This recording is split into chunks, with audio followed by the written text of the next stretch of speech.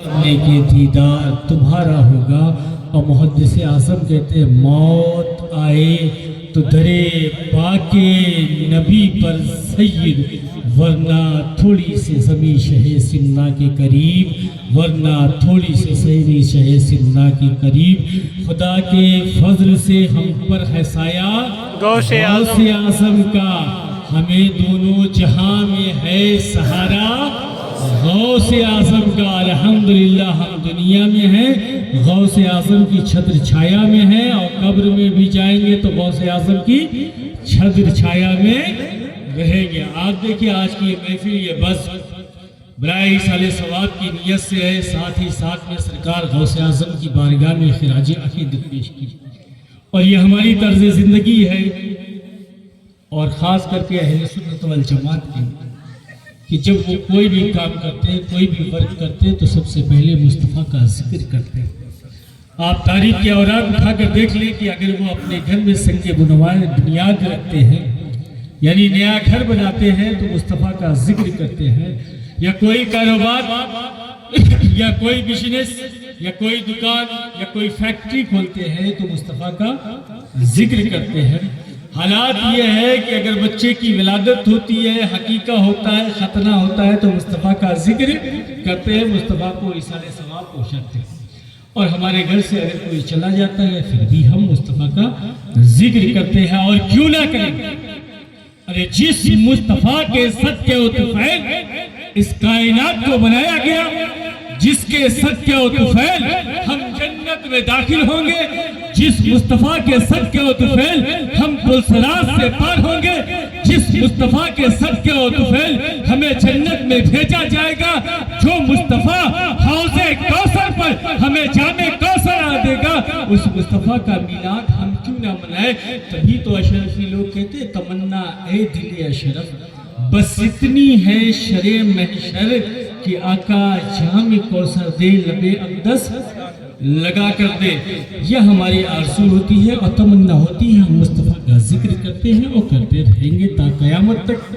اور کیونکہ اس ذات کی جتنی ہم حمد و ثنا، مدح و تعریف و توصیف کریں کم ہے، کیونکہ اللہ نے اس کائنات کو اگر بنایا ہے تو مصطفیٰ کے صدقے و طفیل بنایا۔ اگر مصطفیٰ کو دنیا میں بھیجنا مقصود نہ ہوتا تو اس کائنات کو ہم کو اور آپ کو نہیں بناتا، اور صرف اگر عبادت کی بات ہوتی تو وہ فرشتوں سے بھی اپنی عبادت کرا لیتا۔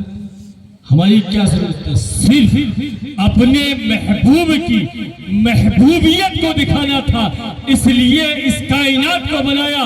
تبھی تو اللہ نے عالم ارواح میں جب ایک جلسہ منعقد کیا، جب لوگوں کی میٹنگ لی، عالم ارواح کی ساری روحوں کو اکٹھا کیا، رب نے ارشاد فرمایا کیا میں تمہارا رب نہیں ہوں؟ ساری روحیں خاموش تھی، ساری روحیں خاموش تھی۔ سب سے پہلے روح مصطفیٰ صلی اللہ تعالیٰ علیہ وسلم نے کہا بلا شاہدنا۔ جب میرے مصطفیٰ نے کہا تو عالم ارواح کی ساری روحوں نے بلا شاہدنا کہا۔ جب ساری روحوں نے رب کی ربوبیت کا اقرار کر لیا، رب کی الوہیت کا اقرار کر لیا، تو رب نے ارشاد فرمایا منافقین کی روحیں نکل جائے، مشرکین کی روحیں نکل جائے، کفارین کی روحیں نکل جائے، حد تو حد یہ ہے مومنین کی بھی روحیں نکل جائے، یہاں وہی رہیں گے جو نبی اور رسول ہونے والے ہیں۔ 1,24,000 کم و بیش انبیاء کرام کو روک لیا جائے، 1,24,000 کم و بیش انبیاء کرام کو روک لیا جاتا ہے، اور ارشاد فرمایا جاتا ہے میں تمہارے درمیان اپنا محبوب بھیجوں گا، اپنا حبیب بھیجوں گا، کتاب ہدایت لے کر آئے گا، تم اس پر ایمان لے آنا۔ بھیجنا تو ہمارے درمیان مقصود تھا، وعدہ تو ہم سے لیا جانا چاہیے تھا، جو ہے مستحکم وعدہ ہم سے کرانا چاہیے تھا، مگر رسولوں سے کیوں کرایا؟ کیونکہ رب چاہتا ہے کہ رسول کبھی اپنے کل آنی ہے آج ہی آ جائے، کیونکہ بعد مرنے کے مصطفیٰ کا دیدار نصیب ہے۔ سبحان اللہ، سبحان اللہ۔ جو ہم امتیوں کو انلیمیٹڈ عطا چاہتا ہے، جس کا کوئی اندازہ نہیں لگا سکتا ہے. آپ دیکھیں کہ میرے مصطفیٰ قرآن کی تلاوت کرتے, قرآن کی تلاوت کر رہے تھے. حضرت موسیٰ نے کہا کہ نیکوکار میرے بدکار تیری رحمتوں کے حوالے.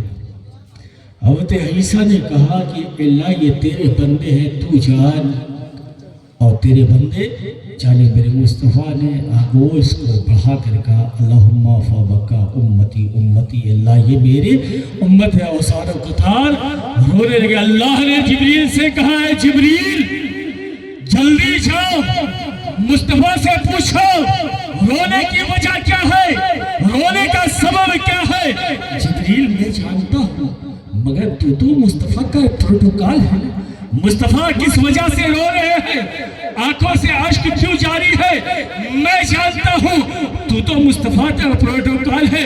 جا میرا سلام پیش کر اور مصطفیٰ سے پوچھ رونے کی وجہ کیا ہے, سبب